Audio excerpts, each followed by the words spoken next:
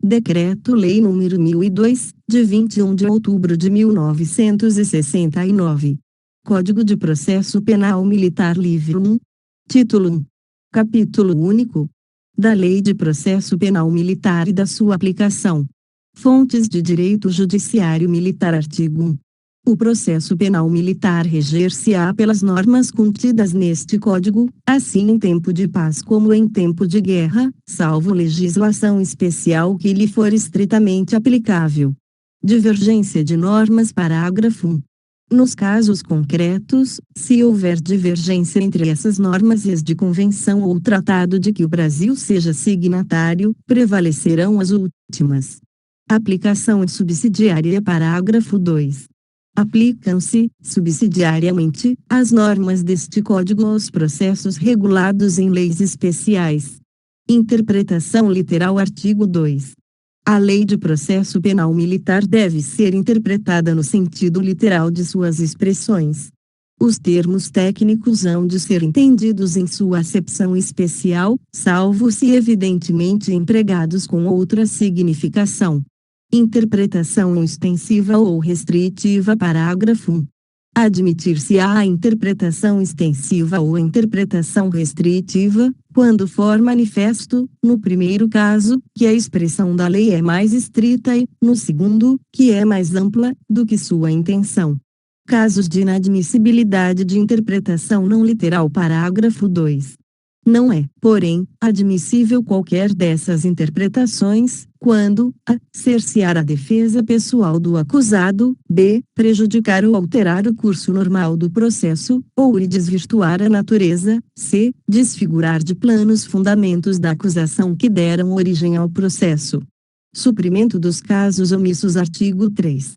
Os casos omissos neste Código serão supridos, a. pela legislação de processo penal comum, quando aplicável ao caso concreto e sem prejuízo da índole do processo penal militar, b. pela jurisprudência, c. pelos usos e costumes militares, d. pelos princípios gerais de direito, e pela analogia. Aplicação no espaço e no tempo. Artigo 4. Sem prejuízo de convenções, tratados e regras de direito internacional, aplicam-se as normas deste Código, tempo de paz 1. Em tempo de paz, a. em todo o território nacional, b. fora do território nacional ou em lugar de extraterritorialidade brasileira, quando se tratar de crime que atente contra as instituições militares ou a segurança nacional, ainda que seja o agente processado ou tenha sido julgado pela Justiça estrangeira, c. fora do território nacional, em zona ou lugar sob administração ou vigilância da Força Militar Brasileira, ou em ligação com esta, de força militar estrangeira no cumprimento de missão de caráter internacional ou extraterritorial, d. a bordo de navios, ou quaisquer outras embarcações, e de aeronaves, onde quer que se encontrem, ainda que de propriedade privada, desde que estejam sob comando militar ou militarmente utilizados ou ocupados por ordem de autoridade militar competente, e, a bordo de aeronavios e navios estrangeiros desde que em lugar sujeito à administração militar, e a infração atente contra as instituições militares ou a segurança nacional, tempo de guerra 2. Em tempo de guerra, a. aos mesmos casos previstos para o tempo de paz, b. em zona, espaço ou lugar onde se realizem operações de força militar brasileira ou estrangeira que lhe seja aliada, ou cuja defesa, proteção ou vigilância interesse a segurança nacional, ou ao bom êxito daquelas operações, c. em território estrangeiro militarmente ocupado. Aplicação intertemporal. Artigo 5. As normas deste Código aplicar-se-ão a partir da sua vigência, inclusive nos processos pendentes, ressalvados os casos previstos no artigo 711, e sem prejuízo da validade dos atos realizados sob a vigência da lei anterior. Aplicação à Justiça Militar Estadual. Artigo 6. obedecerão às normas processuais previstas neste Código, no que forem aplicáveis, salvo quanto à organização de justiça, aos recursos e à execução de sentença, os processos da Justiça Militar Estadual, nos crimes previstos na Lei Penal Militar a que responderem os oficiais e praças das polícias e dos corpos de bombeiros, militares. Título 2 Capítulo único da Polícia Judiciária Militar e Exercício da Polícia Judiciária Militar Artigo 7. A Polícia Judiciária Militar é exercida nos termos do artigo 8º, pelas seguintes autoridades, conforme as respectivas jurisdições, a. Pelos ministros da Marinha, do Exército e da Aeronáutica, em todo o território nacional e fora dele, em relação às forças e órgãos que constituem seus ministérios, bem como a militares que, neste caráter, desempenhem missão oficial, permanente ou transitória, em país estrangeiro. B.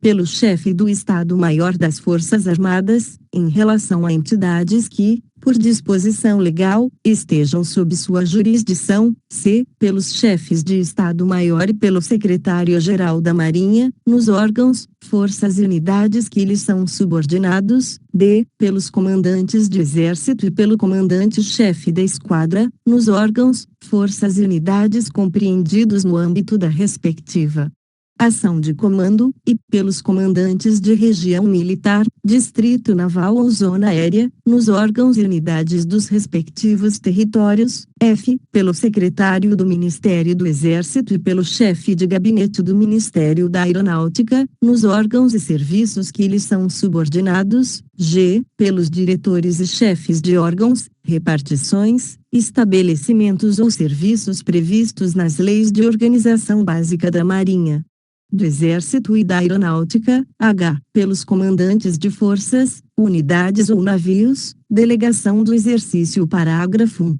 Obedecidas as normas regulamentares de jurisdição, hierarquia e comando, as atribuições enumeradas neste artigo poderão ser delegadas a oficiais da ativa, para fins especificados e por tempo limitado. Parágrafo 2.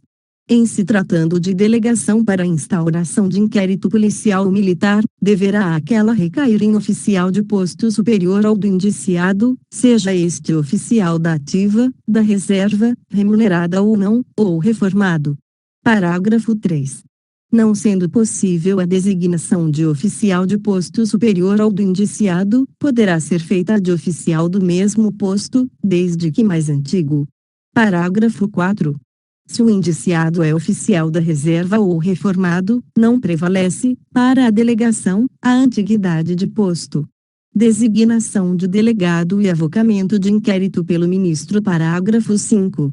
Se o posto e a antiguidade de oficial da ativa excluírem, de modo absoluto, a existência de outro oficial da ativa nas condições do parágrafo 3º, caberá ao ministro competente a designação de oficial da reserva de posto mais elevado para a instauração do inquérito policial ou militar, e, se este estiver iniciado, avocá-lo, para tomar essa providência. Competência da Polícia Judiciária Militar. Artigo 8. Compete à Polícia Judiciária Militar, a. Apurar os crimes militares, bem como os que, por lei especial, estão sujeitos à jurisdição militar, e sua autoria. B. Prestar aos órgãos e juízes da Justiça Militar e aos membros do Ministério Público as informações necessárias à instrução e julgamento dos processos, bem como realizar as diligências que por eles lhe forem requisitadas. C. Cumprir os mandados de prisão expedidos pela Justiça Militar. D. Representar autoridades judiciárias militares acerca da prisão preventiva e da insanidade mental do indiciado, e cumprir as determinações da Justiça Militar relativas aos presos sob sua guarda e responsabilidade, bem como as demais prescrições deste Código. Nesse sentido, F. Solicitar das autoridades civis as informações e medidas que julgar úteis à elucidação das infrações penais. que esteja a seu cargo. G. Requisitar da Polícia Civil e das repartições técnicas civis as pesquisas e exames necessários ao complemento e subsídio de inquérito policial ou militar. H. Atender, com observância dos regulamentos militares, a pedido de apresentação de militar ou funcionário de repartição militar à autoridade civil competente, desde que legal e fundamentado o pedido. Título 3 Capítulo único do Inquérito Policial Militar Finalidade do inquérito Artigo 9. O inquérito policial militar é a apuração sumária de fato, que, nos termos legais, configure crime militar, e de sua autoria. Tem o caráter de instrução provisória, cuja finalidade precípua é administrar elementos necessários à propositura da ação penal. Parágrafo único. São, porém, efetivamente instrutórios da ação penal os exames, perícias e avaliações realizados regularmente no curso do inquérito, por peritos idôneos e com obediência às formalidades previstas neste Código. Modos por que pode ser iniciado. Artigo 10. O inquérito é iniciado mediante portaria, de ofício, pela autoridade militar em cujo âmbito de jurisdição ou comando haja ocorrido a infração penal, atendida a hierarquia do infrator. B. Por determinação ou delegação da autoridade militar superior, que, em caso de urgência, poderá ser feita por via telegráfica ou radiotelefônica e confirmada, posteriormente, por ofício. C. Em virtude de requisição do Ministério Público. D. Por decisão do Superior Tribunal Militar, nos termos do artigo 25, e, a requerimento da parte ofendida ou de quem legalmente a represente, ou em virtude de representação devidamente autorizada de quem tenha conhecimento de infração penal, cuja repressão caiba à Justiça Militar. F. Quando, de sindicância feita em âmbito de jurisdição militar, resulte indício da existência de infração penal militar. Superioridade ou igualdade de posto do infrator. Parágrafo 1.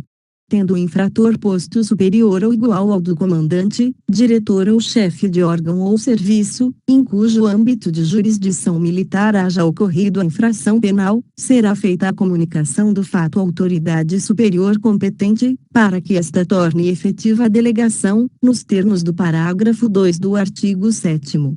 Providências antes do inquérito. Parágrafo 2. O aguardamento da delegação não obsta que o oficial responsável por comando, direção ou chefia, ou aquele que o substitua ou esteja de dia, de serviço ou de quarto, tome ou determine que sejam tomadas imediatamente as providências cabíveis, previstas no artigo 12, uma vez que tenha conhecimento de infração penal que lhe incumba reprimir ou evitar. Infração de natureza não militar. Parágrafo 3.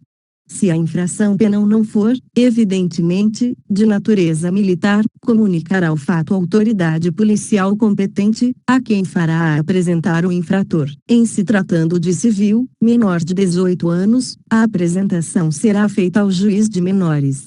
Oficial general como infrator. Parágrafo 4. Se o infrator for oficial general, será sempre comunicado o fato ao ministro e ao chefe de Estado-Maior competentes, obedecidos os trâmites regulamentares. Indícios contra oficial de posto superior ou mais antigo no curso do inquérito. Parágrafo 5. Se, no curso do inquérito, o seu encarregado verificar a existência de indícios contra oficial de posto superior ao seu, ou mais antigo, tomará as providências necessárias para que as suas funções sejam delegadas a outro oficial, nos termos do parágrafo 2 do artigo 7º. Escrivão do inquérito. Artigo 11. A designação de escrivão para o inquérito caberá ao respectivo encarregado, se não tiver sido feita pela autoridade que lhe deu delegação para aquele fim, recaindo em segundo ou primeiro tenente, se o indiciado for oficial, e em sargento, subtenente ou suboficial, nos demais casos. Compromisso legal. Parágrafo único. O escrivão prestará compromisso de manter o sigilo do inquérito e de cumprir fielmente as determinações deste Código, no exercício da função. Medidas preliminares ao inquérito. Artigo 12. logo que tiver conhecimento da prática de infração penal militar, verificável na ocasião, a autoridade a que se refere o parágrafo 2 do artigo 10 deverá, se possível, a dirigir-se ao local, providenciando para que se não alterem o estado e a situação das coisas, enquanto necessário, b. apreender os instrumentos e todos os objetos que tenham relação com o fato, c. efetuar a prisão do infrator, observado o disposto no artigo 244, d. colher todas as provas que sirvam para o esclarecimento do fato e suas circunstâncias. Formação do inquérito. Artigo 13. O encarregado do inquérito deverá, para a formação deste, atribuição do seu encarregado a tomar as medidas previstas no artigo 12, se ainda não tiverem sido, b. ouvir o ofendido, c. ouvir o indiciado, d. ouvir testemunhas, e proceder a reconhecimento de pessoas e coisas, e acariações, f. determinar, se for o caso, que se proceda a exame de corpo de delito e a quaisquer outros exames e perícias, g. determinar a avaliação e identificação da coisa subtraída, desviada, destruída ou danificada, ou da qual houve indébita apropriação, h. proceder a buscas e apreensões, nos termos dos artigos 172 a 184 e 185 a 189, 1. tomar as medidas necessárias destinadas à proteção de testemunhas, peritos ou do ofendido, quando coactos ou ameaçados de coação que lhes tolhe a liberdade de depor, ou a independência para a realização de perícias ou exames. Reconstituição dos fatos. Parágrafo único. Para verificar a possibilidade de haver sido a infração praticada de determinado modo, o encarregado do inquérito poderá proceder à reprodução simulada dos fatos, desde que esta não contrarie a moralidade ou a ordem pública, nem atente contra a hierarquia ou a disciplina militar. Assistência de procurador. Artigo 14. Em se tratando da apuração de fato delituoso de excepcional importância ou de difícil elucidação, o encarregado do inquérito poderá solicitar do Procurador-Geral a indicação de procurador que lhe dê assistência. Encarregado de inquérito. Requisitos. Artigo 15. Será encarregado do inquérito, sempre que possível, oficial de posto não inferior ao de capitão ou capitão-tenente, e, em se tratando de infração penal contra a segurança nacional, selo A, sempre que possível, oficial superior, atendida, em cada caso, a sua hierarquia, se oficial ou indiciado. Sigilo do inquérito. Artigo 16. O inquérito é sigiloso, mas seu encarregado pode permitir que dele tome conhecimento o advogado do indiciado. Artigo 16-A. Nos casos em que servidores das polícias militares e dos corpos de bombeiros militares figurarem como investigados em inquéritos policiais militares e demais procedimentos extrajudiciais, cujo objeto for a investigação de fatos relacionados ao uso da força letal praticados no exercício profissional, de forma consumada ou tentada, incluindo as situações dispostas nos artigos 42 a 47 do Decreto-Lei número 1001, de 21 de outubro de 1969, Código Penal Militar, o indiciado poderá constituir defensor. Parágrafo 1. Para os casos previstos no caput deste artigo, o investigado deverá ser citado da instauração do procedimento investigatório, podendo constituir defensor no prazo de até 48 horas a contar do recebimento da citação. Parágrafo 2. Esgotado o prazo disposto no parágrafo 1º com ausência de nomeação de defensor pelo investigado, a autoridade responsável pela investigação deverá intimar a instituição a que estava vinculado o investigado à época da ocorrência dos fatos, para que esta, no prazo de 48 horas, indique defensor para a representação do investigado. Parágrafo 3, vetado. Parágrafo 4, vetado. Parágrafo 5, vetado. Parágrafo 6. As disposições constantes deste artigo aplicam-se aos servidores militares vinculados às instituições dispostas no artigo 142 da Constituição Federal, desde que os fatos investigados digam respeito a missões para a garantia da lei e da ordem. Incomunicabilidade do indiciado. Prazo. Artigo 17. O encarregado do inquérito poderá manter incomunicável o indiciado, que estiver legalmente preso, por 3 dias no máximo. Detenção de indiciado. Artigo 18. Independentemente de flagrante delito, o indiciado poderá ficar detido, durante as investigações policiais, até 30 dias, comunicando-se a detenção à autoridade judiciária competente. Esse prazo poderá ser prorrogado, por mais 20 dias, pelo comandante da região, distrito naval ou zona aérea, mediante solicitação fundamentada do encarregado do inquérito e por via hierárquica. Prisão preventiva e minagem. Solicitação. Parágrafo único. Se entender necessário, o encarregado do inquérito solicitará, dentro do mesmo prazo ou sua prorrogação, justificando-a, a decretação da prisão preventiva ou de minagem, do indiciado. Inquirição durante o dia. Artigo 19. As testemunhas e o indiciado, exceto caso de urgência inadiável, que constará da respectiva sentada, devem ser ouvidos durante o dia, em período que medeia entre as 7 e as 18 horas. Inquirição. Assentada de início, interrupção e encerramento. Parágrafo 1. O escrivão lavrará a assentada do dia e hora do início das inquirições ou depoimentos, e, da mesma forma, do seu encerramento ou interrupções, no final daquele período.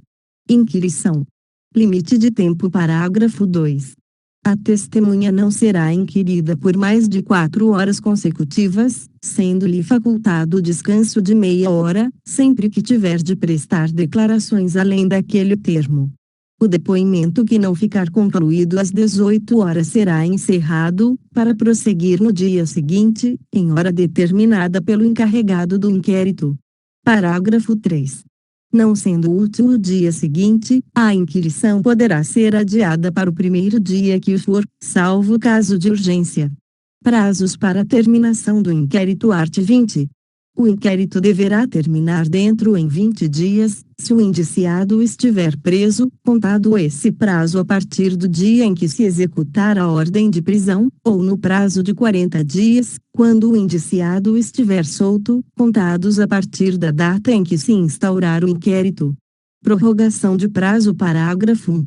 Este último prazo poderá ser prorrogado por mais 20 dias pela autoridade militar superior, desde que não estejam concluídos exames ou perícias já iniciados, ou haja necessidade de diligência, indispensáveis à elucidação do fato. O pedido de prorrogação deve ser feito em tempo oportuno, de modo a ser atendido antes da terminação do prazo. Diligências não concluídas até o inquérito. Parágrafo 2. Não haverá mais prorrogação, além da prevista no parágrafo 1º, salvo dificuldade insuperável, a juízo do ministro de Estado competente. Os laudos de perícias ou exames não concluídos nessa prorrogação, bem como os documentos colhidos depois dela, serão posteriormente remetidos ao juiz, para a juntada ao processo. Ainda, no seu relatório, poderá o encarregado do inquérito indicar, mencionando, se possível, o lugar onde se encontram as testemunhas que deixaram de ser ouvidas, por qualquer impedimento. Dedução em favor dos prazos. Parágrafo 3. São deduzidas dos prazos referidos neste artigo as interrupções pelo motivo previsto no parágrafo 5 do artigo 10. Reunião e ordem das peças de inquérito. Artigo 21. Todas as peças do inquérito serão, por ordem cronológica, reunidas num só processado e dactilografadas, em espaço 2, com as folhas numeradas e rubricadas, pelo escrivão. Juntada de documento. Parágrafo único. De cada documento junto, a que precederá despacho do encarregado do inquérito, o escrivão lavrará o respectivo termo, mencionando a data. Relatório. Artigo 22. O inquérito será encerrado com minucioso relatório, em que o seu encarregado mencionará as diligências feitas, as pessoas ouvidas e os resultados obtidos, com indicação do dia, hora e lugar onde ocorreu o fato delituoso. Em conclusão, dirá-se a infração disciplinar a punir ou indício de crime, pronunciando-se, neste último caso, justificadamente, sobre a conveniência da prisão preventiva do indiciado, nos termos legais. Solução parágrafo 1. No caso de ter sido delegado atribuição para a abertura do inquérito, o seu encarregado enviá-lo à autoridade de que recebeu a delegação, para que ele homologue ou não a solução, aplique penalidade, no caso de ter sido apurada infração disciplinar, ou determine novas diligências, se as julgar necessárias. Advocação parágrafo 2. Discordando da solução dada ao inquérito, a autoridade que o delegou poderá vogar-lhe solução diferente. Remessa do inquérito à auditoria da circunscrição. Artigo 23. Os autos do inquérito serão remetidos ao auditor da circunscrição judiciária militar onde ocorreu a infração penal, acompanhados dos instrumentos desta, bem como dos objetos que interessem a sua prova. Remessa a auditorias especializadas. Parágrafo 1. Na circunscrição onde houver auditorias especializadas da Marinha, do Exército e da Aeronáutica, atender-se-á, para remessa, a especialização de cada uma. Onde houver mais de uma na mesma sede, especializada ou não, a remessa será feita à primeira auditoria, para a respectiva distribuição. Os incidentes ocorridos no curso do inquérito serão resolvidos pelo juiz a que couber tomar conhecimento do inquérito, por distribuição. Parágrafo 2. Os autos de inquérito instaurado fora do território nacional serão remetidos à primeira auditoria da circunscrição com sede na capital da União, atendida, contudo, a especialização referida no parágrafo 1º. Arquivamento de inquérito. Proibição. Artigo 24. A autoridade militar não poderá mandar arquivar autos de inquérito, embora conclusivo da inexistência de crime ou de inimputabilidade do indiciado. Instauração de novo inquérito. Art. 25. O arquivamento de inquérito não obsta a instauração de outro, se novas provas aparecerem em relação ao fato, ao indiciado ou a terceira pessoa, ressalvados o caso julgado e os casos de extinção da punibilidade. Parágrafo 1. Verificando a hipótese contida neste artigo, o juiz remeterá os autos ao Ministério Público, para os fins do disposto no artigo 10, letra C. Parágrafo 2. O Ministério Público poderá requerer o arquivamento dos autos, se entender inadequada a instauração do inquérito. Devolução de autos de inquérito. Artigo 26. Os autos de inquérito não poderão ser devolvidos à autoridade policial ou militar, a não ser, 1. Mediante requisição do Ministério Público, para diligências por ele consideradas imprescindíveis ao oferecimento da denúncia, 2. Por determinação do juiz, antes da denúncia, para o preenchimento de formalidades previstas neste Código, ou para complemento de prova que julgue necessária. Parágrafo único. Em qualquer dos casos, o juiz marcará prazo, não excedente de 20 dias, para a restituição dos autos. Suficiência do auto de flagrante delito. Artigo 27. Se, por si só, for suficiente para a elucidação do fato e sua autoria, o auto de flagrante delito constituirá o inquérito, dispensando outras diligências, salvo o exame de corpo de delito no crime que deixe vestígios, a identificação da coisa e a sua avaliação, quando o seu valor influir na aplicação da pena. A remessa dos autos, um breve relatório da autoridade policial ou militar, far-se-á sem demora ao juiz competente, nos termos do artigo 20. Dispensa de inquérito. Artigo 28. O inquérito poderá ser dispensado, sem prejuízo de diligência requisitada pelo Ministério Público, a, quando o fato e sua autoria já estiverem esclarecidos por documentos ou outras provas materiais, b, nos crimes contra a honra, quando decorrerem de escrito ou publicação, cujo autor esteja identificado, c, nos crimes previstos nos arts. 341 e 349 do Código Penal Militar. Título 13. Das medidas preventivas e assecuratórias. Capítulo 1. Das providências que recaem sobre coisas ou pessoas. Seção 1. Da busca. Espécies de busca. Artigo 170. A busca poderá ser domiciliar ou pessoal. Busca domiciliar. Artigo 171. A busca domiciliar consistirá na procura material portas adentro da casa. Finalidade. Artigo 172.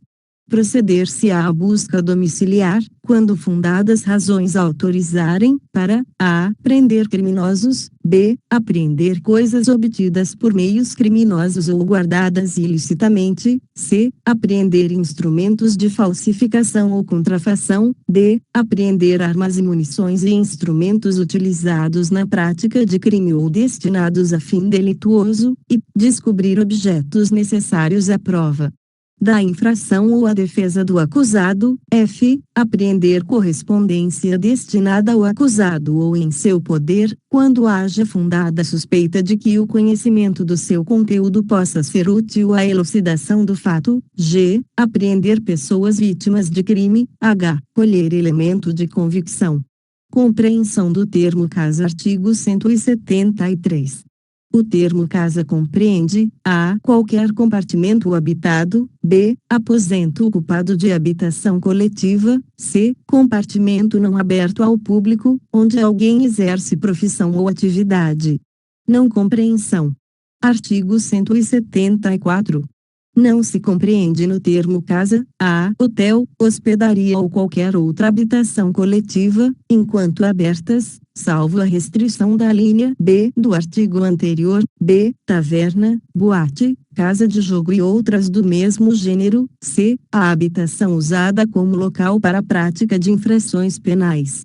Oportunidade da busca domiciliar. Artigo 175. A busca domiciliar será executada de dia, salvo para acudir vítimas de crime ou desastre. Parágrafo único. Se houver consentimento expresso do morador, poderá ser realizada à noite. Ordem da busca. Artigo 176.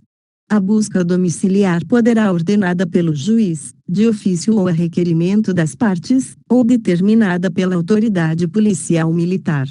Parágrafo único.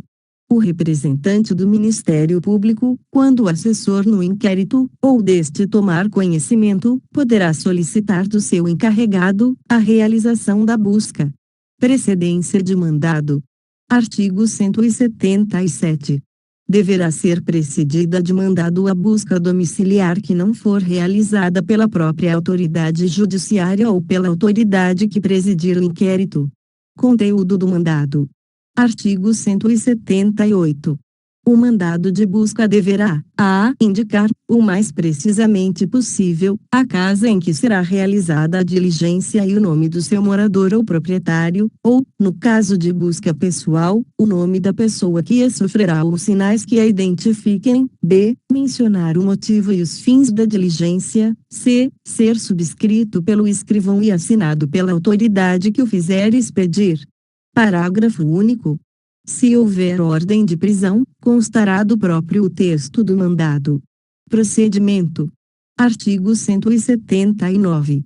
O executor da busca domiciliar procederá da seguinte maneira: presença do morador. 1. Se o morador estiver presente, a. Ler-lhe-á o mandado, ou, se for o próprio autor da ordem, identificar-se-á e dirá o que pretende. b. Convidá-lo a franquear a entrada, sob pena de a forçar se não for atendido. c. Uma vez dentro da casa, se estiver à procura de pessoa ou coisa, convidará o morador a apresentá-la ou exibi-la. d. Se não for atendido ou se tratar de pessoa ou coisa incerta, procederá à busca, e, se o morador ou qualquer outra pessoa recalcitrar ou criar obstáculos, dará da força necessária para vencer a resistência ou remover o empecilho e arrombará, se necessário, quaisquer móveis ou compartimentos em que Presumivelmente, possam estar as coisas ou pessoas procuradas, ausência do morador. 2. Se o morador estiver ausente, A. Tentará localizá-lo para lhe dar ciência da diligência e aguardará sua chegada, se puder ser imediata. B. No caso de não ser encontrado o morador ou não comparecer com a necessária presteza, convidará a pessoa capaz, que identificará para que conste do respectivo auto, a fim de testemunhar a diligência. C. Entrará na casa, arrombando-a, se necessário. D. Fará a busca, rompendo, se preciso, todos os obstáculos em móveis ou compartimentos onde, presumivelmente, possam estar as coisas ou pessoas procuradas. Casa desabitada. 3. Se a casa estiver desabitada, tentará localizar o proprietário, procedendo da mesma forma como no caso de ausência do morador. Rompimento de obstáculo. Primeiro, o rompimento de obstáculos deve ser feito com o menor dano possível à coisa ou compartimento passível da busca, providenciando-se, sempre que possível, a intervenção de serralheiro ou outro profissional habilitado, quando se tratar de remover ou desmontar fechadura, ferrolho, peça de segredo ou qualquer outro aparelhamento que impeça a finalidade da diligência. Reposição. Segundo, os livros, documentos, papéis e objetos que não tenham sido apreendidos devem ser repostos nos seus lugares. Terceiro, em casa habitada, a busca será feita de modo que não moleste os moradores mais do que o indispensável ao bom êxito da diligência. Busca pessoal. Artigo 180. A busca pessoal consistirá na procura material feita nas vestes, pastas, malas e outros objetos que estejam com a pessoa revistada e, quando necessário, no próprio corpo. Revista pessoal. Artigo 181. Proceder-se-á à revista, quando houver fundada suspeita de que alguém oculte consigo, a. instrumento ou produto do crime, b. elementos de prova. Revista independentemente de mandado. Artigo 182. A revista independe de mandado, a. quando feita no ato da captura de pessoa que deve ser presa, b. quando determinada no curso da busca domiciliar, c. quando ocorrer o caso previsto na linha do artigo anterior, d. quando houver fundada suspeita de que o revistando traz consigo objetos ou papéis que constituam corpo de delito, e, quando feita na presença da autoridade judiciária ou do presidente do inquérito. Busca em mulher. Artigo 183. A busca em mulher será feita por outra mulher, se não importar retardamento ou prejuízo da diligência. Busca no curso do processo ou do inquérito. Artigo 184. A busca domiciliar ou pessoal por mandado será, no curso do processo, executada por oficial de justiça, e, no curso do inquérito, por oficial, designado pelo encarregado do inquérito, atendida a hierarquia do posto ou graduação de quem a sofrer, se militar. Requisição à autoridade civil. Parágrafo único. A autoridade militar poderá requisitar da autoridade policial civil a realização da busca. Seção 2 da apreensão de pessoas ou coisas. Artigo 185. Se o executor da busca encontrar as pessoas ou coisas a que se referem os artigos 172 e 181, deverá apreendê-las. Falo-á, igualmente, de armas ou objetos pertencentes às Forças Armadas ou de uso exclusivo de militares, quando estejam em posse indevida, ou seja incerta a sua propriedade. Correspondência aberta. Parágrafo 1. A correspondência aberta ou não, destinada ao indiciado ou ao acusado, ou em seu poder, será apreendida se houver fundadas razões para suspeitar que pode ser útil à elucidação do fato. Documento em poder do defensor. Parágrafo 2. Não será permitida a apreensão de documento em poder do defensor do acusado, salvo quando constituir elemento do corpo de delito. Território de outra jurisdição. Artigo 186. Quando, para a apreensão, o executor for em seguimento de pessoa ou coisa, poderá penetrar em território sujeito a outra jurisdição. Parágrafo único. Entender-se-á que a autoridade ou seus agentes ou em seguimento de pessoa ou coisa, quando, tendo conhecimento de sua remoção ou transporte, a seguirem sem interrupção, embora depois a percam de vista, b. ainda que não a tenham avistado, mas forem em seu encalço, sabendo, por informações fidedignas ou circunstâncias judiciárias que está sendo removida ou transportada em determinada direção. Apresentação à autoridade local. Artigo 187. O executor que entrar em território de jurisdição diversa deverá, conforme o caso, apresentar-se à respectiva autoridade civil ou militar, perante a qual se identificará. A apresentação poderá ser feita após a diligência, se a urgência desta não permitir solução de continuidade. Pessoa sob custódia. Artigo 188. Descoberta a pessoa ou coisa que se procura, será imediatamente apreendida e posta sob custódia da autoridade ou de seus agentes. Requisitos do auto. Artigo 189.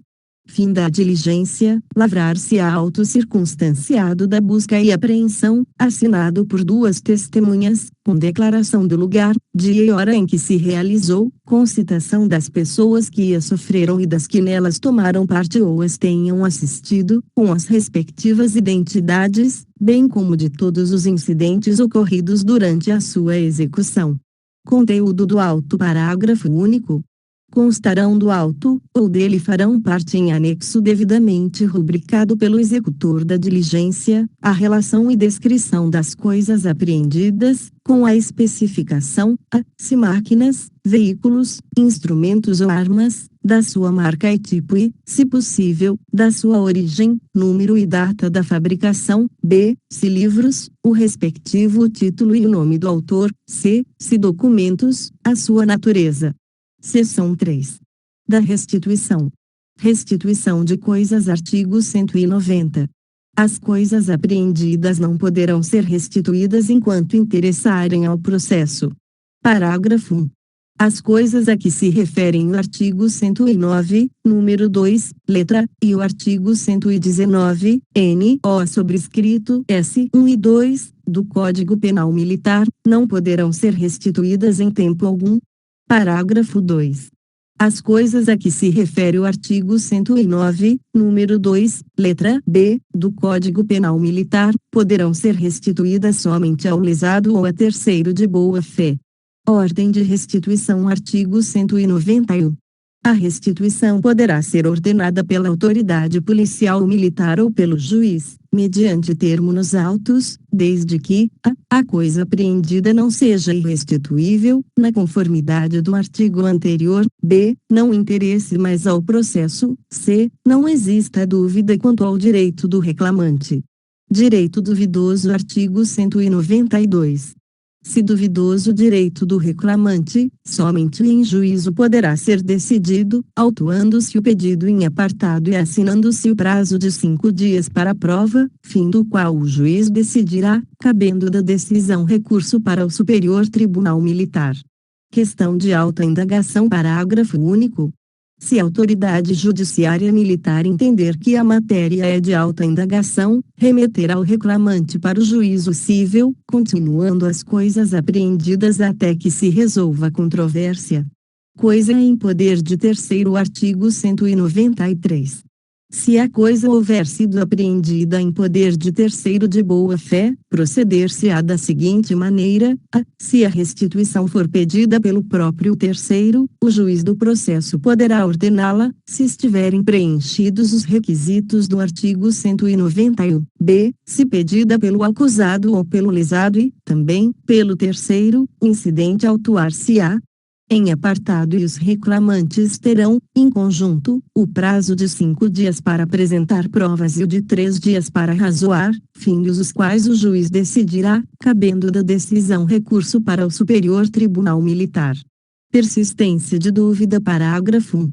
Se persistir dúvida quanto à propriedade da coisa, os reclamantes serão remetidos para o juízo civil, onde se decidirá aquela dúvida, com efeito sobre a restituição no juízo militar, salvo se motivo superveniente não tornar a coisa irrestituível. Nomeação de depositário. Parágrafo 2. A autoridade judiciária militar poderá, se assim julgar conveniente, nomear depositário idôneo, para a guarda da coisa, até que se resolva a controvérsia. Audiência do Ministério Público. Artigo 194. O Ministério Público será sempre ouvido em pedido ou incidente de restituição. Parágrafo único. Salvo o caso previsto no artigo 195, caberá recurso, com efeito suspensivo, para o Superior Tribunal Militar, do despacho do juiz que ordenar a restituição da coisa. Coisa deteriorável. Artigo 195. Tratando-se de coisa facilmente deteriorável, será avaliada e levada a leilão público, depositando-se o dinheiro apurado em estabelecimento oficial de crédito determinado em lei. Sentença condenatória. Artigo 196. Decorrido o prazo de 90 dias, após o trânsito em julgado de sentença condenatória, proceder-se-á da seguinte maneira em relação aos bens apreendidos: destino das coisas a, os referidos no artigo 109, número 2, letra, do Código Penal Militar, serão inutilizados ou recolhidos a museu criminal ou entregues às Forças Armadas, se lhes interessarem, b, quaisquer outros bens serão avaliados e vendidos em leilão público, recolhendo-se ao fundo da organização militar correspondente ao Conselho de Justiça o que não couber ao lesado ou terceiro de boa-fé. Destino em caso de sentença absolutória. Artigo 197. Transitando em julgado sentença absolutória, proceder-se-á da seguinte maneira: a, se houver sido decretado confisco, Código Penal Militar, artigo 119, observar-se-á o disposto na letra do artigo anterior; b, nos demais casos, as coisas serão restituídas àquele de quem houverem sido apreendidas. Venda em leilão. Artigo 198. Fora dos casos previstos nos artigos anteriores, se, dentro do prazo de 90 dias, a contar da data em que transitar em julgado a sentença final, condenatória ou absolutória, os objetos apreendidos não forem reclamados por quem de direito, serão vendidos em leilão, depositando-se o saldo à disposição do juiz de ausentes. Capítulo 3. Das providências que recaem sobre pessoas. Seção 1. Da prisão provisória. Disposições gerais. Definição. Artigo 220. Prisão provisória é a que ocorre durante o inquérito, ou no curso do processo, antes da condenação definitiva. Legalidade da prisão. Artigo 221. Ninguém será preso senão em flagrante delito ou por ordem escrita de autoridade competente. Comunicação ao juiz. Artigo 222. A prisão ou detenção de qualquer pessoa será imediatamente levada ao conhecimento da autoridade judiciária competente, com a declaração do local onde a mesma se acha sob custódia e se está, ou não, incomunicável. Prisão de militar. Art. 223. A prisão de militar deverá ser feita por outro militar de posto ou graduação superior, ou, se igual, mais antigo. Relaxamento da prisão. Artigo 224. Se, ao tomar conhecimento da comunicação, a autoridade judiciária verificar que a prisão não é legal, deverá relaxá-la imediatamente. Expedição de mandado. Artigo 225. A autoridade judiciária ou o encarregado do inquérito que ordenar a prisão fará expedir em duas vias o respectivo mandado, com os seguintes requisitos: requisitos A, será lavrado pelo escrivão do processo ou do inquérito, ou ad hoc, e assinado pela autoridade que ordenar a expedição; b, designará a pessoa sujeita à prisão com a respectiva identificação e moradia, se possível; c, mencionará o motivo da prisão; d, designará o executor da prisão. Assinatura do mandado. Parágrafo único. Uma das vias ficará em poder do preso, que assinará a outra, e, se não quiser ou não puder fazê-lo, certificá-lo ao executor do mandado, na própria via deste. Tempo e lugar da captura. Artigo 226. A prisão poderá ser efetuada em qualquer dia e a qualquer hora, respeitadas as garantias relativas à inviolabilidade do domicílio. Desdobramento do mandado. Artigo 227. Para cumprimento do mandado, a autoridade policial, militar ou a judiciária poderá expedir tantos outros quanto os necessários às diligências, devendo em cada um deles ser fielmente reproduzido o teor do original. Expedição de precatória ou ofício. Artigo 228. Se o capturando estiver em lugar estranho à jurisdição do juiz que ordenar a prisão, mas em território nacional, a captura será pedida por precatória, da qual constará o mesmo que se contém nos mandados de prisão. No curso do inquérito policial militar, a providência será solicitada pelo seu encarregado, com os mesmos requisitos, mas por meio de ofício, ao comandante da região militar, distrito naval ou zona aérea, respectivamente. Via telegráfica ou radiográfica. Parágrafo único. Havendo urgência, a captura poderá ser requisitada por via telegráfica ou radiográfica, autenticada a firma da autoridade requisitante, o que se mencionará no despacho. Captura no estrangeiro. Artigo 229. Se o capturando estiver no estrangeiro, a autoridade judiciária se dirigirá ao ministro da Justiça para que, por via diplomática, sejam tomadas as providências que no caso couberem. Artigo 230. A captura se fará, caso de flagrante A, em caso de flagrante, pela simples voz de prisão, caso de mandado B, em caso de mandado, pela entrega ao capturando de uma das vias e consequente voz de prisão dada pelo executor, que se identificará. Recaptura. Parágrafo único. A recaptura de indiciado ou acusado evadido independe de prévia ordem da autoridade, e poderá ser feita por qualquer pessoa. Captura em domicílio. Artigo 231. Se o executor verificar que o capturando se encontra em alguma casa, ordenará ao dono dela que o entregue, exibindo-lhe o mandado de prisão. Caso de busca. Parágrafo único.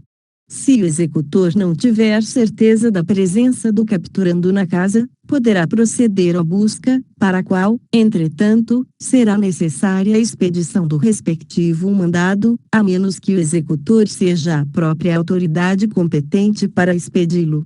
Recusa da entrega do capturando. Artigo 232. Se não for atendido, o executor convocará duas testemunhas e procederá da seguinte forma: a, sendo dia, entrará à força na casa, arrombando-lhe a porta, se necessário; b, sendo noite, fará guardar todas as saídas, tornando a casa incomunicável, e, logo que amanheça, arrombar-lhe-á a porta e efetuará a prisão. Parágrafo único.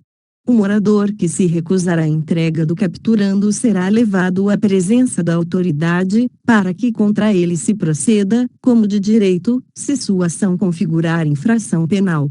Flagrante no interior de casa. Artigo 233. No caso de prisão em flagrante que se deva efetuar no interior de casa, observar-se-á o disposto no artigo anterior, no que for aplicável. Emprego de força. Artigo 234. O emprego de força só é permitido quando indispensável, no caso de desobediência, resistência ou tentativa de fuga. Se houver resistência da parte de terceiros, poderão ser usados os meios necessários para vencê-la ou para a defesa do executor e auxiliares seus, inclusive a prisão do ofensor. De tudo se lavrará auto subscrito pelo executor e por duas testemunhas. Emprego de algemas. Parágrafo 1. O emprego de algemas deve ser evitado, desde que não haja perigo de fuga ou de agressão da parte do preso, e de modo algum será permitido, nos presos a que se refere o artigo 242. O uso de armas. Parágrafo 2. O recurso ao uso de armas só se justifica quando absolutamente necessário para vencer a resistência ou proteger a incolumidade do executor da prisão ou a de auxiliar seu. Captura fora da jurisdição. Artigo 235. Se o indiciado ou acusado, sendo perseguido, passar a território de outra jurisdição, observar-se-á, no que for aplicável, o disposto nos arts. 186, 187 e 188. Cumprimento de precatória. Artigo 236. Ao receber precatória para a captura de alguém, cabe ao auditor de precado, a. Verificar a autenticidade e a legalidade do documento, b. Se o reputar perfeito, a. Pôr-lhe o cumpra-se e expedir mandado de prisão, c. Cumprida a ordem, remeter a precatória e providenciar a entrega do preso ao juiz deprecante. Remessa dos autos a outro juiz. Parágrafo único. Se o juiz deprecado verificar que o capturando se encontra em território sujeito à jurisdição de outro juiz militar, remeter-lhe aos autos da precatória. Se não tiver notícia do paradeiro do capturando, devolverá os autos ao juiz deprecante. Entrega de preso. Formalidades. Artigo 237. Ninguém será recolhido à prisão sem que ao responsável pela custódia seja entregue cópia do respectivo mandado, assinada pelo executor, ou apresentada a guia expedida pela autoridade competente, devendo ser passado o recibo da entrega do preso, com declaração do dia, hora e lugar da prisão. Recibo. Parágrafo único. O recibo será passado no próprio exemplar do mandado, se este for o documento exibido. Transferência de prisão. Artigo 238. Nenhum preso será transferido de prisão sem que o responsável pela transferência faça a devida comunicação à autoridade judiciária que ordenou a prisão, nos termos do artigo 18. Recolhimento à nova prisão. Parágrafo único. O preso transferido deverá ser recolhido à nova prisão com as mesmas formalidades previstas no artigo 237 e seu parágrafo único. Separação de prisão. Artigo 239. As pessoas sujeitas à prisão provisória deverão ficar separadas das que estiverem definitivamente condenadas. Local da prisão. Artigo 240.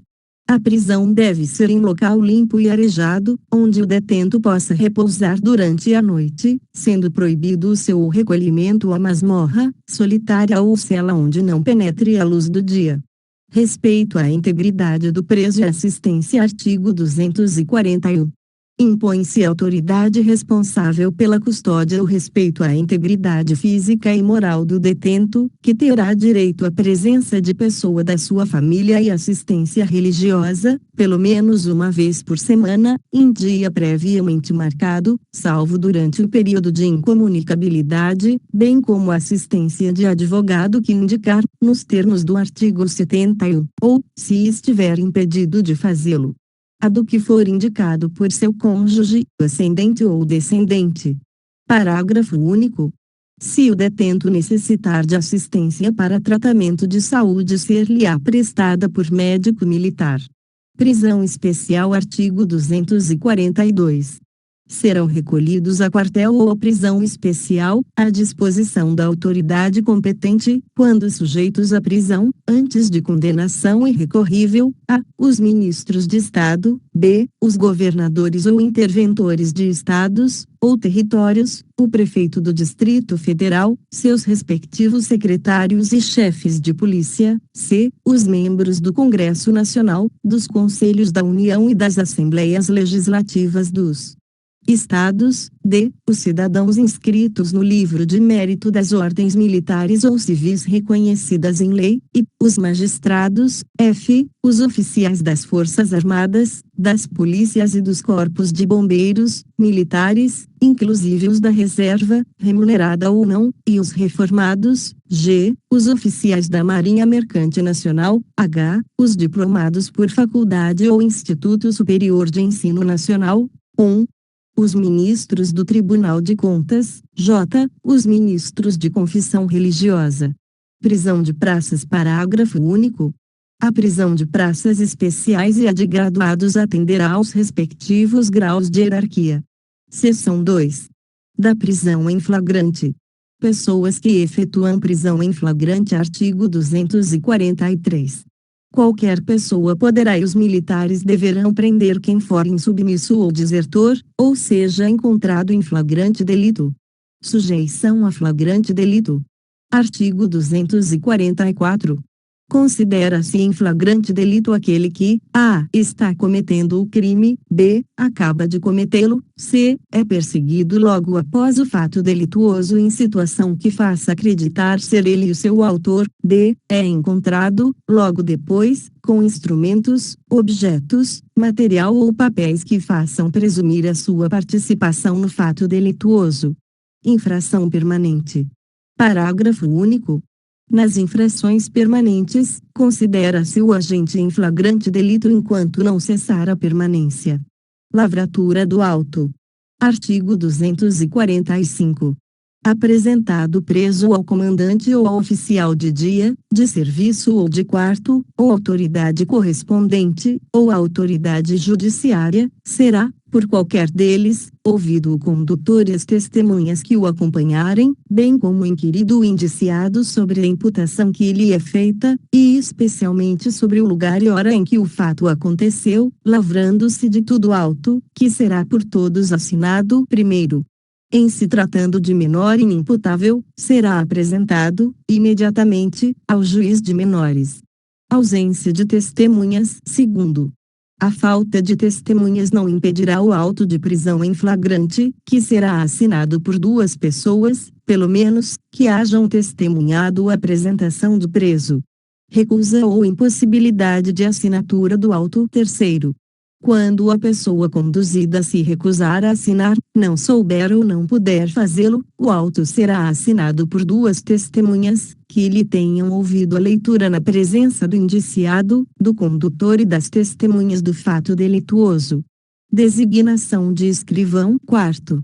Sendo o auto presidido por autoridade militar, designará esta, para exercer as funções de escrivão, um capitão, capitão-tenente, primeiro ou segundo-tenente, se o indiciado for oficial. Nos demais casos, poderá designar um subtenente, suboficial ou sargento. Falta ou impedimento de escrivão. Quinto. Na falta ou impedimento de escrivão ou das pessoas referidas no parágrafo anterior, a autoridade designará, para lavrar o auto, qualquer pessoa idônea, que, para esse fim, prestará o compromisso legal. Recolhimento à prisão. Diligências. Artigo 246. Se das respostas resultarem fundadas suspeitas contra a pessoa conduzida, a autoridade mandará recolhê-la à prisão, procedendo-se, imediatamente, se for o caso, a exame de corpo de delito, a busca e apreensão dos instrumentos do crime e a qualquer outra diligência necessária ao seu esclarecimento. Nota de culpa. Artigo 247. Dentro em 24 horas após a prisão, será dada ao preso nota de culpa assinada pela autoridade, com o motivo da prisão, o nome do condutor e os das testemunhas. Recibo da nota de culpa. Primeiro. Da nota de culpa o preso passará recibo que será assinado por duas testemunhas, quando ele não souber, não puder ou não quiser assinar. Relaxamento da prisão. Segundo. Se, ao contrário da hipótese prevista no artigo 246, a autoridade militar ou judiciária verificar a manifesta inexistência de infração penal militar ou a não participação da pessoa conduzida, relaxará a prisão.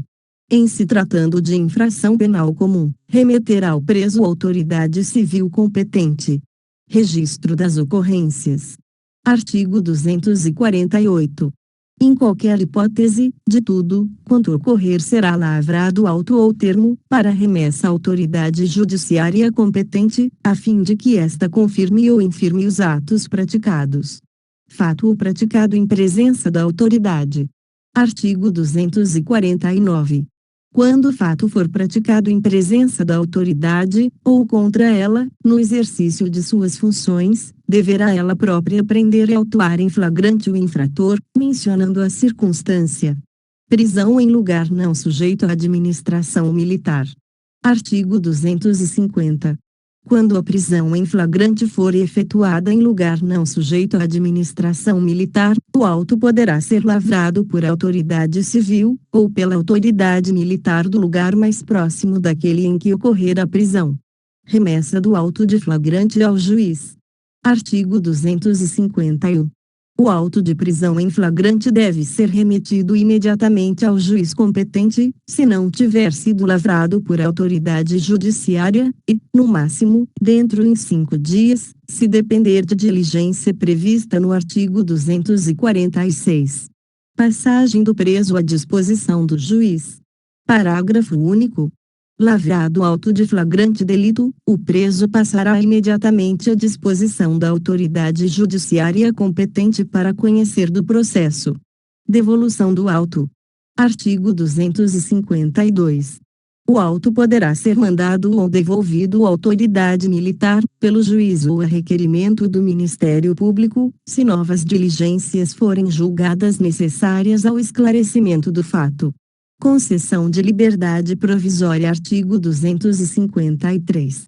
Quando o juiz verificar pelo auto de prisão em flagrante que o agente praticou o fato nas condições dos arts. 35, 38, observado o disposto no artigo 40, e dos arts. 39 e 42, do Código Penal Militar, poderá conceder ao indiciado liberdade provisória, mediante termo de comparecimento a todos os atos do processo, sob pena de revogar a concessão.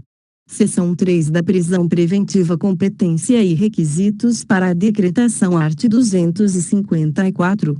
A prisão preventiva pode ser decretada pelo auditor ou pelo Conselho de Justiça, de ofício, a requerimento do Ministério Público ou mediante representação da autoridade encarregada do inquérito policial militar, em qualquer fase deste ou do processo, concorrendo os requisitos seguintes: a. Prova do fato delituoso, b. Indícios suficientes de autoria. No Superior Tribunal Militar. Parágrafo único. Durante a instrução de processo originário do Superior Tribunal Militar, a decretação compete ao relator. Casos de decretação. Artigo 255.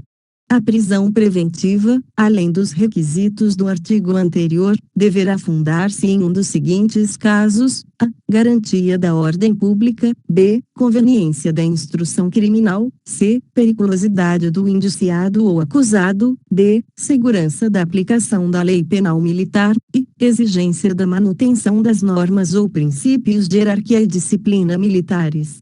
Quando ficarem ameaçados ou atingidos com a liberdade do indiciado ou acusado. Fundamentação do despacho. Artigo 256.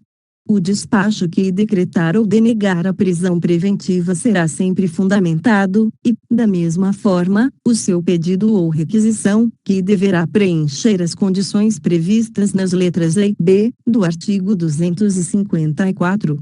Desnecessidade da prisão. Artigo 257.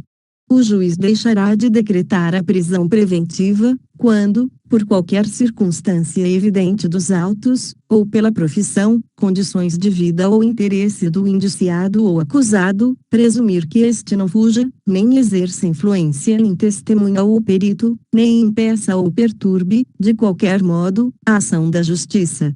Modificação de condições. Parágrafo único. Essa decisão poderá ser revogada a todo o tempo, desde que se modifique qualquer das condições previstas neste artigo. Proibição. Artigo 258. A prisão preventiva em nenhum caso será decretada se o juiz verificar, pelas provas constantes dos autos, ter o agente praticado o fato nas condições dos arts. 35, 38, observado o disposto no artigo 40, e dos arts. 39 e 42, do Código Penal Militar. Revogação e nova decretação. Artigo 259. O juiz poderá revogar a prisão preventiva se, no curso do processo, verificar a falta de motivos para que subsista, bem como de novo decretá-la, se sobrevierem razões que a justifiquem. Parágrafo único. A prorrogação da prisão preventiva dependerá de prévia audiência do Ministério Público. Execução da prisão preventiva. Artigo 260. A prisão preventiva a executar-se-á por mandado, com os requisitos do artigo 225. Se o indiciado ou acusado já se achar detido, será notificado do despacho que ia decretar pelo escrivão do inquérito, ou do processo, que o certificará nos autos. Passagem à disposição do juiz. Artigo 261. decretada a prisão preventiva, o preso passará à disposição da autoridade judiciária, observando-se o disposto no artigo 237. Título 15 dos Atos Probatórios, Capítulo 2 da qualificação e do interrogatório do acusado, tempo e lugar do interrogatório, artigo 302. O acusado será qualificado e interrogado num só ato, no lugar, dia e hora designados pelo juiz, após o recebimento da denúncia, e, se presente a instrução criminal ou preso, antes de ouvidas as testemunhas. Comparecimento no curso do processo. Parágrafo único. A qualificação e o interrogatório do acusado que se apresentar ou for preso no curso do processo, serão feitos logo que ele comparecer perante o juiz. Interrogatório pelo juiz. Artigo 303. O interrogatório será feito, obrigatoriamente, pelo juiz, não sendo nele permitida a intervenção de qualquer outra pessoa. Questões de ordem. Parágrafo único. Fim do interrogatório, poderão as partes levantar questões de ordem, que o juiz resolverá de plano, fazendo-as consignar em ata com a respectiva solução, se assim lhe for requerido. Interrogatório em separado. Artigo 304. Se houver mais de um acusado, será cada um deles interrogado separadamente. Observações ao acusado. Artigo 305. Antes de iniciar o interrogatório, o juiz observará o acusado que, embora não esteja obrigado a responder às perguntas que lhe forem formuladas, o seu silêncio poderá ser interpretado em prejuízo da própria defesa. Perguntas não respondidas. Parágrafo único. Consignar-se-ão as perguntas que o acusado deixar de responder e as razões que invocar para não fazê-lo. Forma e requisitos do interrogatório. Artigo 306. O acusado será perguntado sobre o seu nome, naturalidade, estado, idade, filiação, residência, profissão ou meios de vida e lugar onde exerce a sua atividade, se sabe ler e escrever e se tem defensor. Respondidas essas perguntas, será cientificado da acusação pela leitura da denúncia e estritamente interrogado da seguinte forma: a. Onde estava ao tempo em que foi cometida a infração e se teve notícia desta e de que forma; b. Se conhece a pessoa ofendida e as testemunhas arroladas na denúncia, desde quando e se tem alguma coisa a alegar contra elas; c. Se conhece as provas contra ele apuradas e se tem alguma coisa a alegar a respeito das mesmas; d. Se conhece o instrumento com que foi praticada a infração, ou qualquer dos objetos com ela relacionados e que tenham sido apreendidos; e, se é verdadeira a imputação que lhe é feita; f. Se, não sendo verdadeira a imputação, sabe de algum motivo particular a que deva atribuí-la ou conhece a pessoa ou pessoas a que deva ser imputada a prática do crime e se com elas esteve antes ou depois desse fato; g. Se está sendo ou já foi processado pela prática de outra infração e, em caso afirmativo, em que juízo, se foi condenado, qual a pena imposta e se a cumpriu; h. Se tem quaisquer outras declarações a fazer. Nomeação de defensor ou curador. Parágrafo 1. Se o acusado declarar que não tem defensor, o juiz dar-lhe-á um, para assistir ao interrogatório. Se menor de 21 anos, nomear-lhe-á curador, que poderá ser o próprio defensor. Caso de confissão. Parágrafo 2. Se o acusado confessar a infração, será especialmente interrogado: a. Sobre quais os motivos e circunstâncias da infração; b. Sobre se outras pessoas concorreram para ela, quais foram e de que modo agiram. Negativa da imputação. Parágrafo 3. Se o acusado negar a imputação no todo ou em parte, será convidado a indicar as provas da verdade de suas declarações. Capítulo 4 das perguntas ao ofendido. Qualificação do ofendido. Perguntas. Artigo 311. Sempre que possível, o ofendido será qualificado e perguntado sobre as circunstâncias da infração, quem seja ou presuma ser seu autor, as provas que possa indicar, tomando-se por termo as suas declarações. Falta de comparecimento. Parágrafo único. Se, notificado para esse fim, deixar de comparecer sem motivo justo, poderá ser conduzido à presença da autoridade, sem ficar sujeito, entretanto, a qualquer sanção. Presença do acusado. Artigo 312. As declarações do ofendido serão feitas na presença do acusado, que poderá contraditá-las no todo ou em parte, após a sua conclusão, bem como requerer ao juiz que o ofendido esclareça ou torne mais precisa qualquer das suas declarações, não podendo, entretanto, reperguntá-lo. Isenção de resposta. Artigo 313. O ofendido não está obrigado a responder pergunta que possa incriminá-lo, ou seja estranha ao processo. Capítulo 6 das Testemunhas. Notificação de testemunhas. Artigo 347.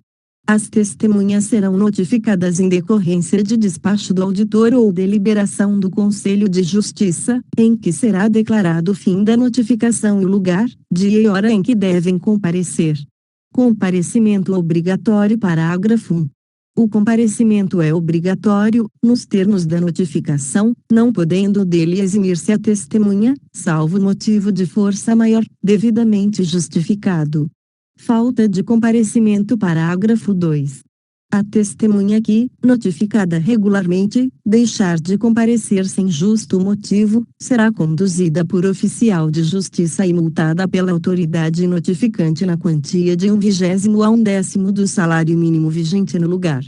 Havendo recusa ou resistência à condução, o juiz poderá impor-lhe prisão até 15 dias, sem prejuízo do processo penal por crime de desobediência.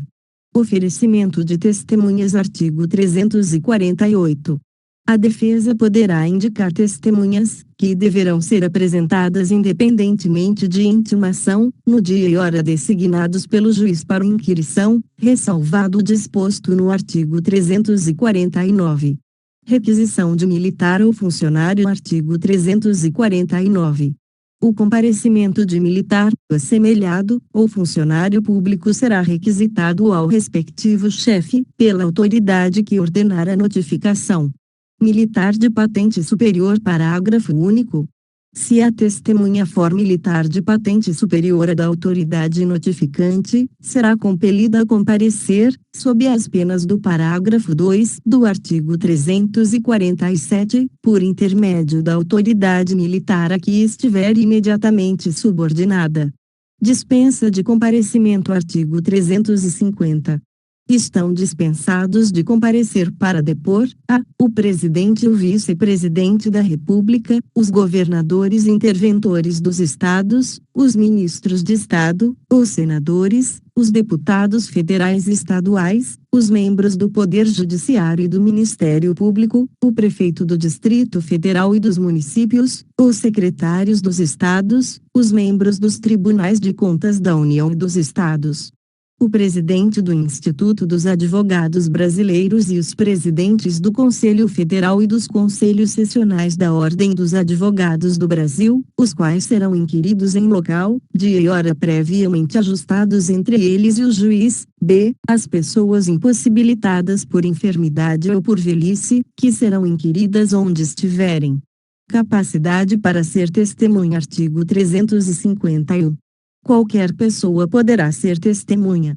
Declaração da testemunha. Artigo 352.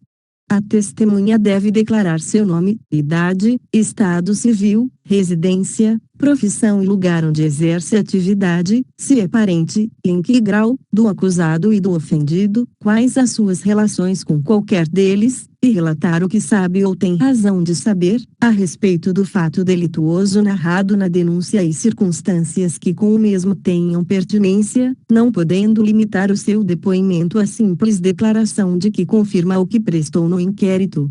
Sendo numerária ou referida, prestará o compromisso de dizer a verdade sobre o que souber e lhe for perguntado. Dúvida sobre a identidade da testemunha. Parágrafo 1. Se ocorrer dúvida sobre a identidade da testemunha, o juiz procederá à verificação pelos meios ao seu alcance, podendo, entretanto, tomar-lhe o depoimento desde logo. Não deferimento de compromisso. Parágrafo 2. Não se deferirá o compromisso aos doentes e deficientes mentais, aos menores de 14 anos, nem às pessoas a que se refere o artigo 354. Contradita de testemunha antes do depoimento. Parágrafo 3. Antes de iniciado o depoimento, as partes poderão contraditar a testemunha ou arguir circunstâncias ou defeitos que a tornem suspeita de parcialidade ou indigna de fé. O juiz fará consignar a contradita ou arguição e a resposta da testemunha, mas só não lhe deferirá compromisso ou a excluirá, nos casos previstos no parágrafo anterior e no artigo 355. Após o depoimento 4.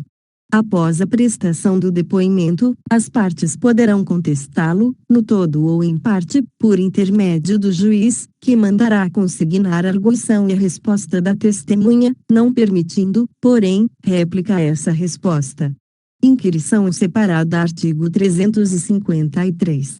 As testemunhas serão inquiridas cada uma de per si, de modo que uma não possa ouvir o depoimento da outra. Obrigação e recusa de depor. Artigo 354. A testemunha não poderá eximir-se da obrigação de depor, excetuam-se o ascendente, o descendente, o afim em linha reta, o cônjuge, ainda que desquitado, e o irmão de acusado, bem como pessoa que, com ele, tenha vínculo de adoção, salvo quando não for possível, por outro modo, obter-se ou integrar-se à prova do fato e de suas circunstâncias. Proibição de depor. Artigo 355. São proibidas de depor as pessoas que, em razão de função, ministério, ofício ou profissão, devam guardar segredo, salvo se, desobrigadas pela parte interessada, quiserem dar o seu testemunho. Testemunhas suplementares. Artigo 356. O juiz, quando julgar necessário, poderá ouvir outras testemunhas, além das indicadas pelas partes. Testemunhas referidas. Parágrafo 1. Se ao juiz parecer conveniente, ainda que não haja requerimento das partes, serão ouvidas as pessoas a que as testemunhas se referirem. Testemunha não computada. Parágrafo 2. Não será computada como testemunha a pessoa que nada souber que interesse a decisão da causa.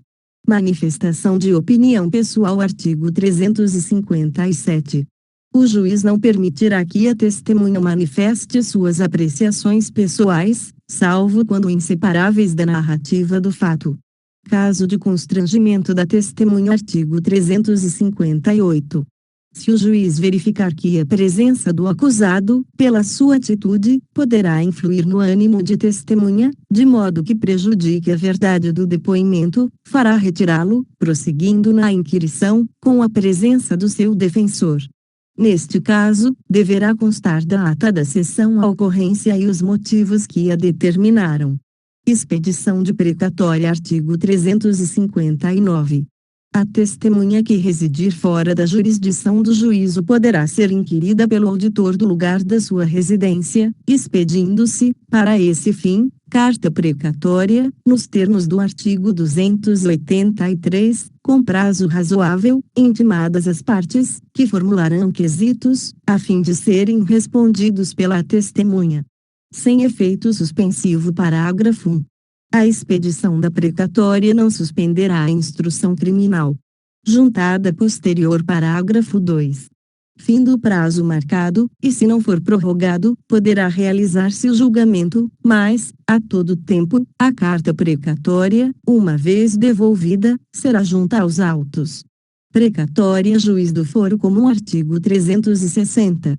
Caso não seja possível, por motivo relevante, o comparecimento da testemunha perante auditor, a carta precatória poderá ser expedida a juiz criminal de comarca onde resida a testemunha ou a esta seja acessível, observado o disposto no artigo anterior. Precatória. Autoridade militar. Artigo 361. No curso do inquérito policial ou militar, o seu encarregado poderá expedir carta precatória à autoridade militar superior do local onde a testemunha estiver servindo ou residindo, a fim de notificá-la e inquiri-la, ou designar oficial que a inquira, tendo em atenção as normas de hierarquia, se a testemunha for militar. Com a precatória, enviará cópias da parte que deu origem ao inquérito e da portaria que lhe determinou a abertura, e os quesitos formulados, para serem respondidos pela testemunha, além de outros dados que julgar necessários ao esclarecimento do fato. Inquirição deprecada do ofendido. Parágrafo único. Da mesma forma, poderá ser ouvido o ofendido, se o encarregado do inquérito julgar desnecessário solicitar-lhe apresentação à autoridade competente. Mudança de residência da testemunha. Artigo 362. As testemunhas comunicarão ao juiz, dentro de 1 ano, qualquer mudança de residência, sujeitando-se, pela simples omissão, às penas do não comparecimento. Antecipação de depoimento. Artigo 363. Se qualquer testemunha tiver de ausentar-se ou, por enfermidade ou idade avançada, inspirar receio de que, ao tempo da instrução criminal, esteja impossibilitado de depor, o juiz poderá, de ofício ou a requerimento de qualquer das partes, tomar-lhe antecipadamente o depoimento. Afirmação falsa de testemunha. Artigo 364. Se o Conselho de Justiça ou o Superior Tribunal Militar, ao pronunciar sentença final, reconhecer que alguma testemunha fez afirmação falsa, calou ou negou a verdade, remeterá cópia do depoimento à autoridade policial competente, para a instauração de inquérito.